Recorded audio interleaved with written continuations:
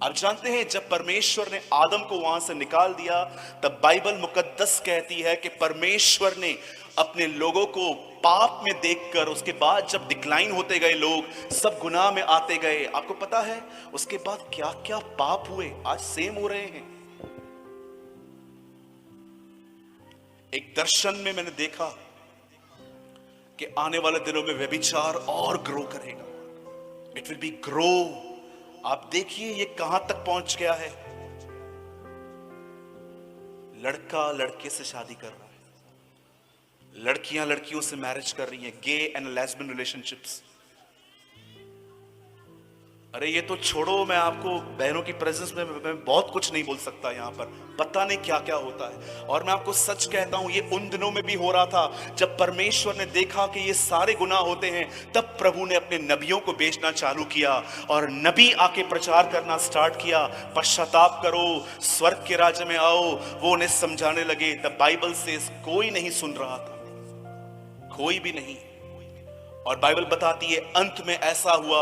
Bible की अंतिम किताब मलाकी और नई नियम की किताब मती, और वचन कहता है हमारे प्रभु यीशु मसीह आए।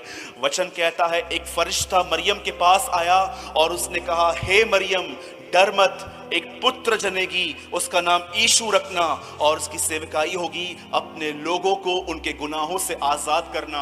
और जैसे मरियम ने ये बुलाहट स्वीकार की, उसने कहा यस मुझे ये हो, तेरे वचन के अनुसार इट विल बी डन। उसके बाद लिखा गया है उसके अंदर यीशु उत्पन्न स्टार्ट हुआ।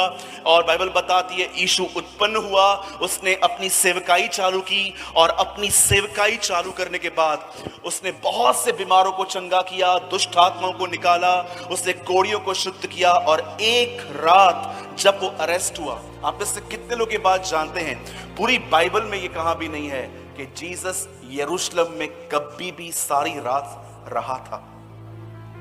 लेकिन जानते हैं जिस रात वो रहा उसी रात वो अरेस्ट हुआ। जिस रात वो वहां पर रहा उस रात वो अरेस्ट हुआ।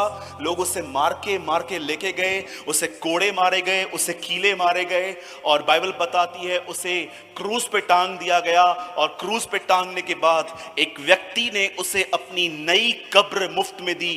हम कहते हैं कि इब्राहिम के बारे में हम पढ़ते हैं कि कैसे उसने अपनी कब्र खरीदी थी, वैसे ही यूसुफ ने अपनी कब्र खरीदी थी, और उसने वो नई कब्र, बाइबल बताती है, यीशु मसीह को वहां पर रखा गया।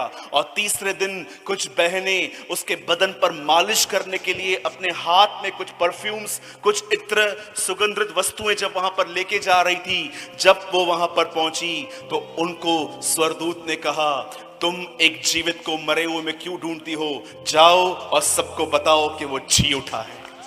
He arose from the death। मुझे लगता है अब मैसेज शुरू होगा। आप जानते हैं अब मैं जो कह रहा हूं, मुझे लगता है प्रभु मुझे इस मीटिंग में यही बोलने के लिए ले आया था। That's it, last 15 minute. आप जानते हैं जब यीशु मुर्दों में से जिंदा हुआ, वो उनके बीच में 40 दिन 40 रात रहा, और उसने एक ही बात उन दिनों में कही, परमेश्वर का राज्य, किंगडम ऑफ गॉड। और जानते हैं 40वें दिन जब वो उनसे बात कर रहा था, अचानक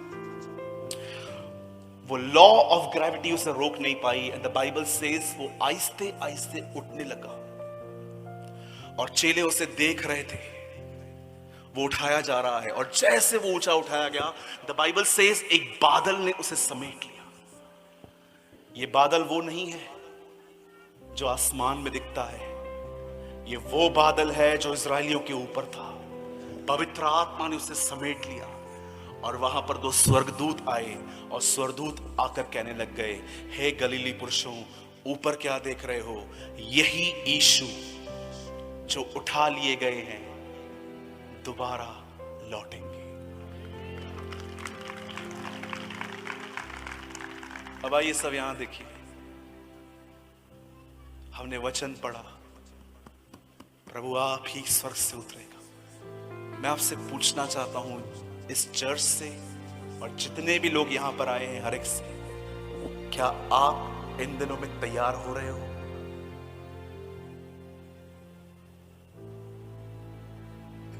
मुझे बताइए।